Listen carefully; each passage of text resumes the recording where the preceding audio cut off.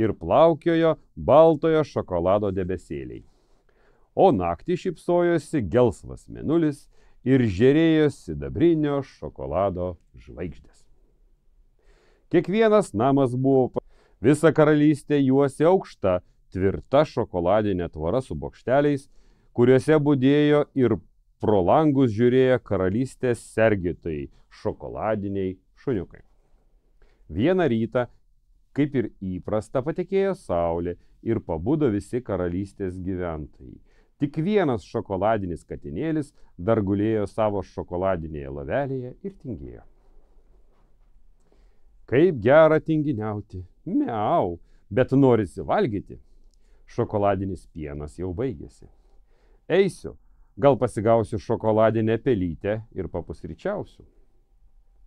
Katinėlis nenorom atsikėlė, pasiklojo lovą, nusiprausė, apsirengė ir alkanas išėjo į kiemą. Jis žinojo, kad po jo namo laiptais savo butuką buvo įsirengusi pelė, todėl pirmiausia ir pastukseno į pelytės namo duris. Ei, pelė, išlįsk. Aš alkanas ir piktas katinas, tuoj tave pagausiu. Šokoladinė pelė, išgirdusi, kaip aštrus katino nagai barbeno į duris, nieko nelaukdama tik šmurkšt pro langą ir pabėgo. Katinėlis ėmė ją vytis. Pelė šmurkšt į krūmus, jis iš paskos. Pelė braukšt už akmens, katinėlis pavymui. Pelė tip nuskodė per pievą link upelio. Katinas, atskubėjęs prie upelio, pelės neberado.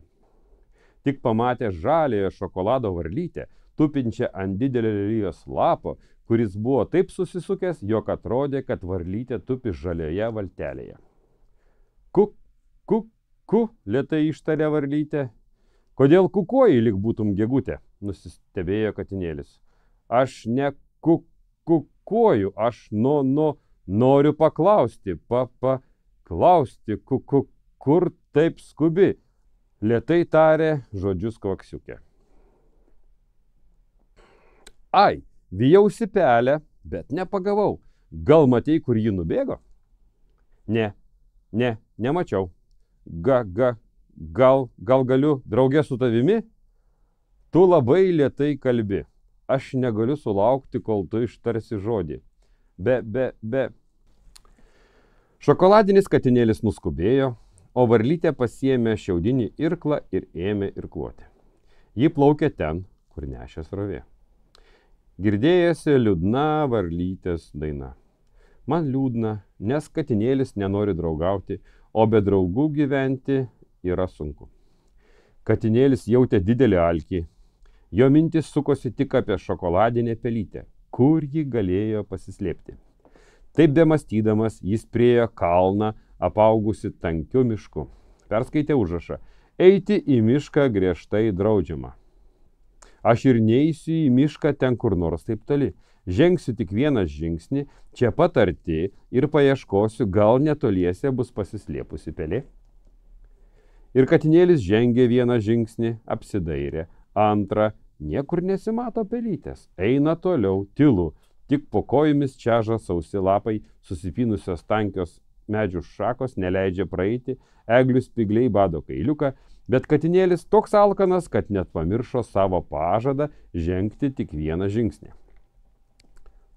Rrrr, dundun, sudrebėjo žemė po kojomis ir iš olos išlindo juodojo šokolado tiranozauras Reksas.